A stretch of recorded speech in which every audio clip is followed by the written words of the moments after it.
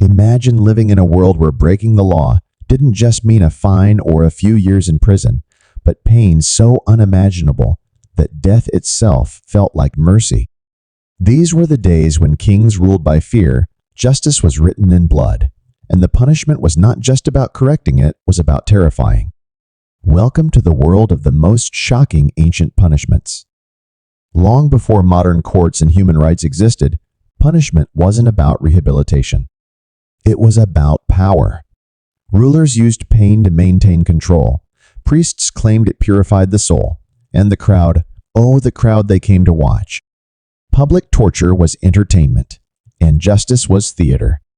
In ancient times, one mistake could mean the end not just of your life, but your dignity, your humanity, and even your memory.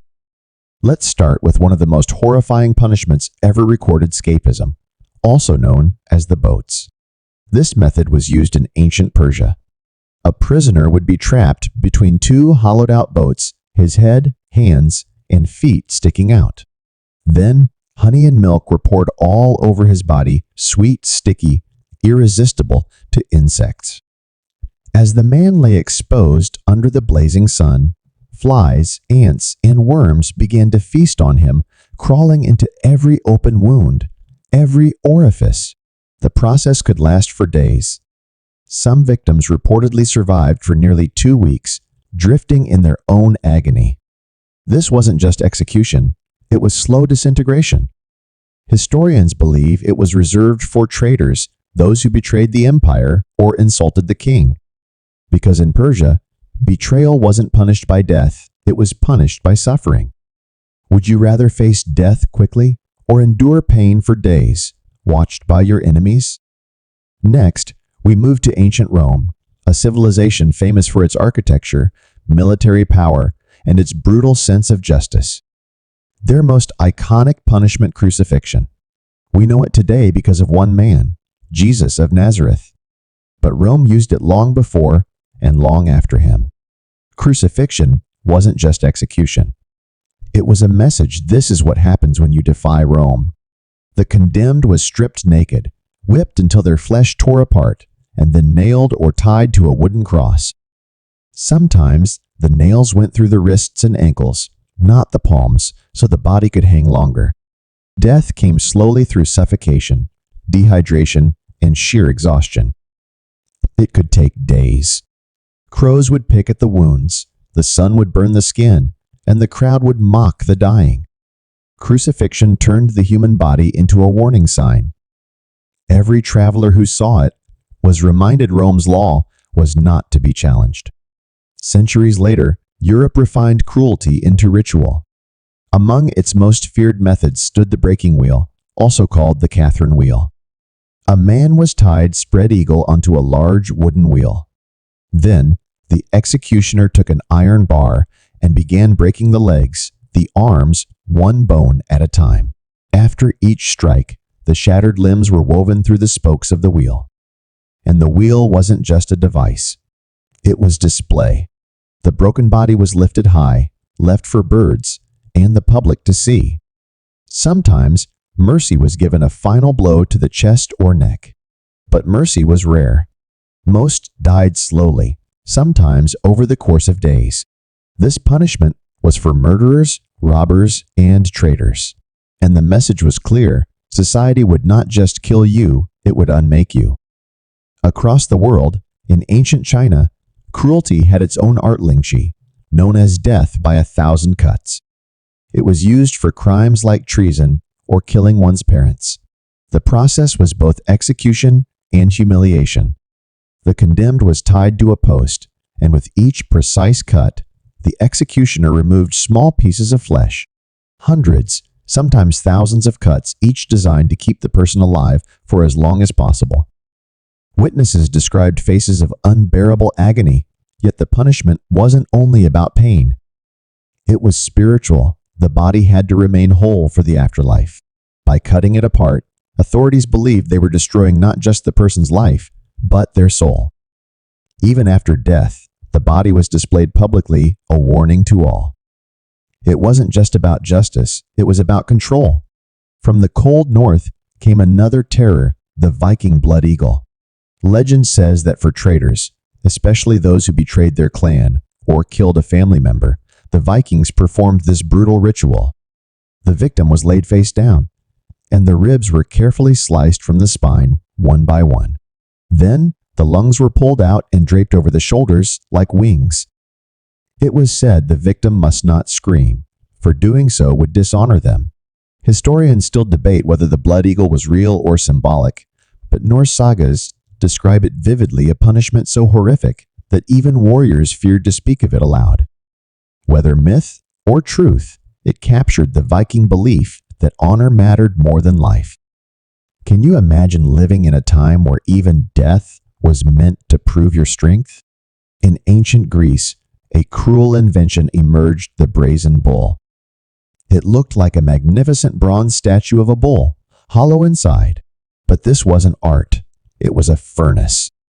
The condemned was locked inside the metal beast, and a fire was lit beneath it. As the flames heated the bronze, the person inside began to roast alive. Their screams echoed through the pipes in the bull's mouth, making it sound as if the bull itself was roaring. The inventor, Perillos of Athens, presented it to the tyrant Phalaris as a humane punishment. But when Phalaris saw its horror, he tested it on Perillos himself, throwing him into his own creation. Irony at its cruelest. A punishment born from pride, ended by it. In ancient India, kings had a different method: execution by elephant. Elephants were trained not just to kill, but to torture.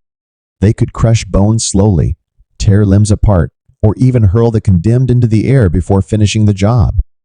Sometimes the ruler would give a signal to delay or quicken death, depending on his mood. This wasn't just punishment. It was spectacle. Crowds would gather in royal courts to watch the execution.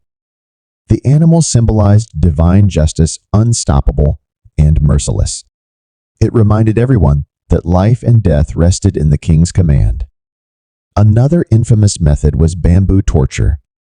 The condemned was tied down over a patch of young bamboo shoots. As bamboo grows, and it grows fast, its sharp tips would pierce through the skin, slowly pushing upward. Within days, the shoots would penetrate through the body, emerging from the chest or back. Nature itself became the executioner. It's said this punishment was used by Asian rulers against spies or traitors, a silent, patient death where even the plants seemed hungry for justice. In some parts of the ancient Middle East, stoning and burial alive were used to enforce moral or religious laws. A person accused of adultery, blasphemy, or treason could be half buried in the sand and then stoned by the public. The punishment wasn't only physical, it was symbolic. The community participated, becoming both judge and executioner. To refuse was to question the law itself. It was a ritual of fear, not just for the condemned, but for everyone watching. In ancient Egypt, justice sometimes belonged to the gods, or the animals sacred to them. Those accused of major crimes could face trial by Nile. If you were thrown into the river and survived, the gods had spared you. If not, you were guilty. Some accounts tell of criminals fed to sacred crocodiles, tied near the water's edge, so escape was impossible. The punishment was meant to satisfy both divine justice and royal power.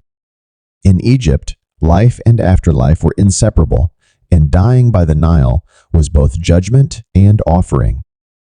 As we move into the Middle Ages, Europe found new ways to justify pain in the name of faith. Those accused of witchcraft or heresy were often burned alive, a cleansing by fire. Others were boiled, literally placed in cauldrons of water, oil, or even molten lead. It wasn't quick. Executioners would control the heat to prolong the suffering, sometimes adding spices or herbs, not for flavor, but mockery. The church claimed it was justice from God, yet history remembers it as one of humanity's darkest chapters. Let's go even further back to Babylon, around 1750 BCE. Here, one of the world's earliest law codes was written, the Code of Hammurabi.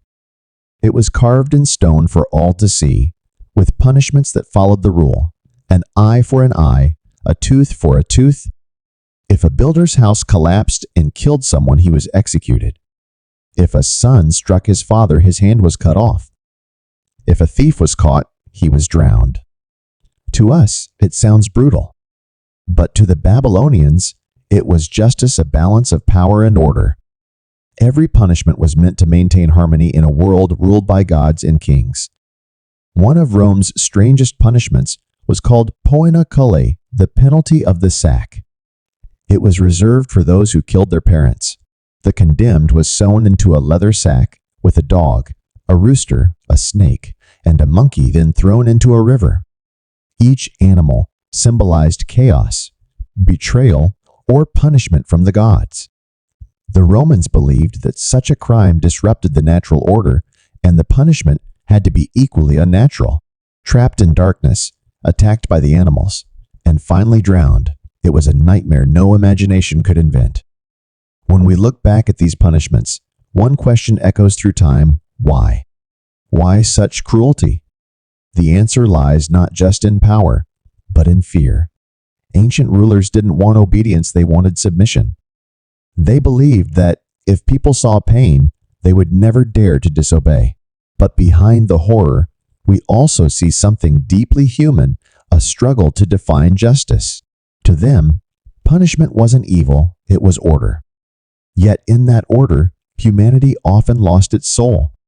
From the Persian boats to the Roman cross, from the Viking blood eagle to the Chinese 1,000 cuts, each punishment tells a story, not just of cruelty, but of civilization itself. Because history is not just written by victors, it's carved in the screams of the condemned. We live in a world now where justice means fairness, not fear. But remembering these dark pasts reminds us how far we've come and how easily we could fall again. So what do you think? If you lived in those times, how far would you go to survive? What do you think about this? Share your thoughts in the comments, and don't forget to subscribe for more.